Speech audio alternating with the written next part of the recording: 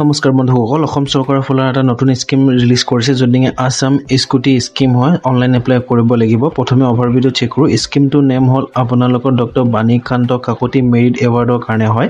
organisation নাম হল আপোনাৰ director of higher education হয় আৰু এলিজিবিলিটি ক্ৰাইটেৰিয়া আপোনাৰ 80% হ'ব লাগিব হাই সেকেন্ডাৰীত আৰু বেনিফিট আপোনালোকৰ স্কুটি দিব উইথ হেলমেট হয় এপ্লিকেশ্যন মোড আপোনালোকৰ অনলাইন হ'ব ষ্টাৰ্টিং ডেট আপোনালোকৰ 29 জুলাই পৰা হৈছে আৰু লাষ্ট ডেট আপোনালোকৰ 21 আগষ্ট তাৰিখলৈ হয় স্কিম ডিটেইলছত আছে আপোনালোকৰ এৱাৰ্ডটোৰ নাম হল doctor Banikanta Kakati merit award 2026 কাৰণে হয় আৰু পেৰেণ্ট স্কিম হল আপোনাৰ প্ৰজ্ঞান ভাৰতী স্কিম হয় ডিপাৰ্টমেণ্ট হয় আপোনাৰ হাই এডুকেশ্যন ডিপাৰ্টমেণ্ট হয় গভৰ্ণমেণ্ট অফ আসাম হয় এক্সামিনেশ্যন কনচাৰ্ণ আপোনাৰ 2026 যোনবিলাকে হাই ছেকেণ্ডেৰী পৰীক্ষা দিছিলে এপ্লাই মোড আপোনালোকৰ অনলাইন হ'ব হেল্পলাইন নম্বৰ দিয়া আছে আপোনালোকৰ আৰু ইমেইলৰ নম্বৰ দিয়া আছে আপোনালোকে এবাৰ ফোন কৰি কিনে সুধিব পাৰে যে কেনেকৈ কি কৈ এপ্লাই কৰিম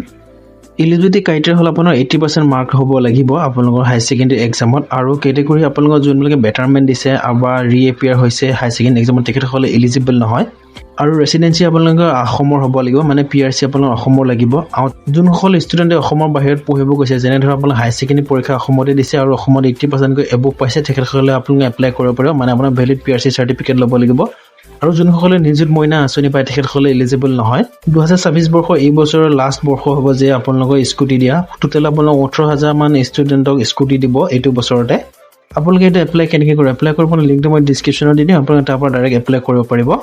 ইম্পৰ্টেণ্ট ডেটছবিলাকৰ কথা কৈছে নটিফিকেশ্যন ৰিলিজ কৰিছে আপোনাৰ 28 জুলাই তাৰিখে আৰু ষ্টাৰ্টিং হ'ব এপ্লাই 29 জুলাইৰ পৰা আৰু লাষ্ট ডেট আপোনালোকৰ 21 আগষ্ট হয়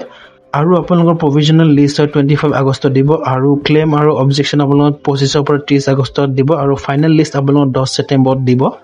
আপোনালোকে এপ্লাই কৰিবৰ কাৰণে লিংকটো মই ডেছক্ৰিপশ্যনত দি দিম আপোনালোকে ৰেজিষ্ট্ৰেশ্যনৰ প্ৰথমে ৰেজিষ্ট্ৰেশ্যন কৰিবলৈ আছে লগইন কৰিব তাৰপিছত আপোনালোকে এপ্লাই কৰিব পাৰিব অফিচিয়েল নটিফিকেশ্যন চাব বিচাৰে মানে ক্লিক হেয়াৰ যিটো দ্বিতীয় অপশ্যন আছে সেই অপশ্যনটো ক্লিক কৰি চাব পাৰিব